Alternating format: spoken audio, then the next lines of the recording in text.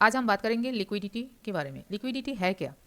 देखो, अगर मार्केट में लिक्विडिटी कम होता है तो मार्केट में लॉस होने का चांसेस ज़्यादा होता है, चाहे आपका स्टॉक्स हो, ऑप्शन हो या फिर इंडेक्स, कहीं पे भी आप ट्रेड कर रहे हो। अगर बायर सेलर लार्ज स्केल में नहीं होता है तो आपका जो भी ट्रेड ले रहे हो वो लॉस जा सकता है, जो कि इन दिनों में हम मार्केट में देख रहे हैं। ठीक है, अब ये समझेंगे कि लिक्विडिटी क्या है। लिक्विडिटी वही है, एक बायर और एक सेलर का कॉन्ट्रैक्ट जैसे बनता है, एक की जगह दो, दो की जगह चार, इस तरह जितना ज़्यादा लोग यहाँ पे बाई एंड सेल करेगा उसका है लिक्विडिटी वॉल्यूम। और इस वॉल्यूम के साथ अगर मार्केट ट्रेड करेगा तो आपका लॉस होने का चांसेस कम होता है। अब हम ये समझेंगे लिक्विडिटी कम होने पर क्या होता है।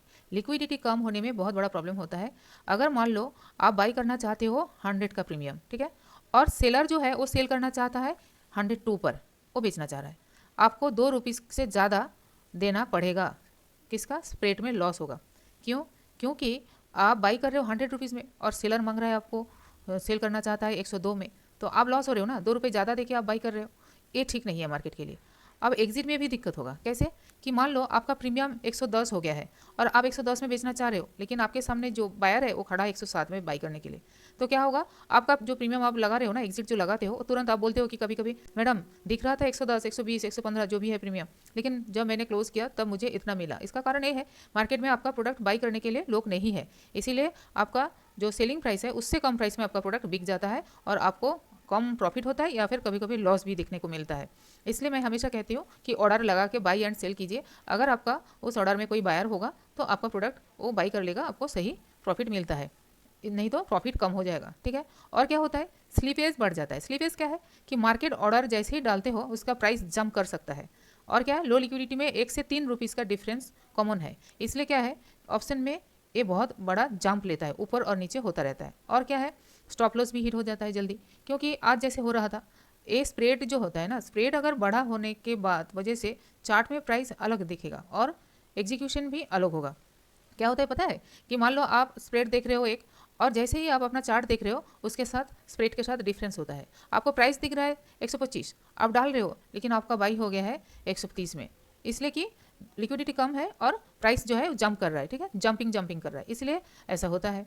मान लो कि कॉल ऑप्शन प्रीमियम चल रहा है 100 में, ठीक है, बीट प्राइस 98 और आस्क प्राइस जो प्राइस मांग रहा है वो 102 में है, 2 में है, और अगर स्प्रेड होता है 4 रुपीज़ का, लेकिन अगर आप 102 पे बाई करके और 98 पे एग्जिट करते हो तो डायरेक्ट 4 रुपीज़ का आपको लॉस हो रहा है सिर्फ लिक्विडिटी की वजह से।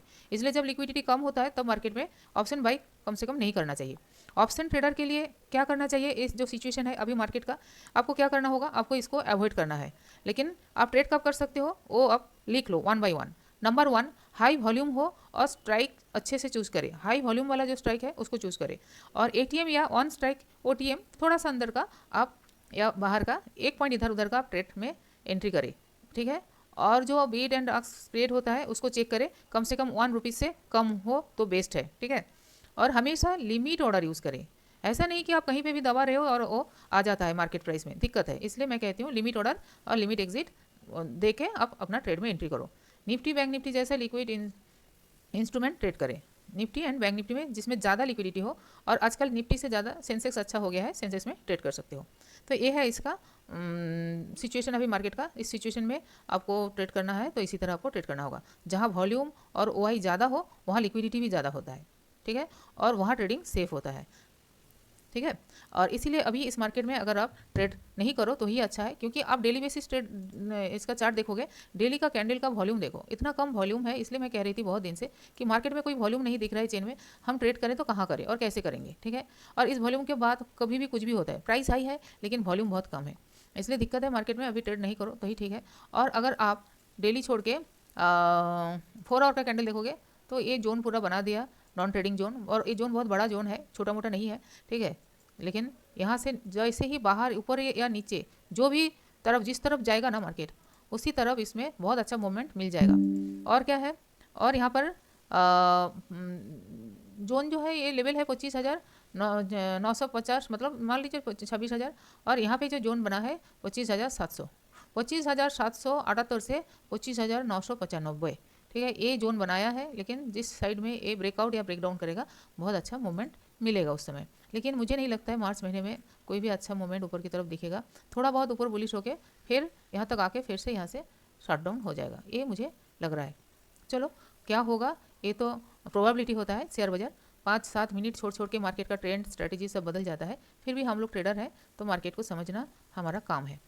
ठीक है, थैंक यू।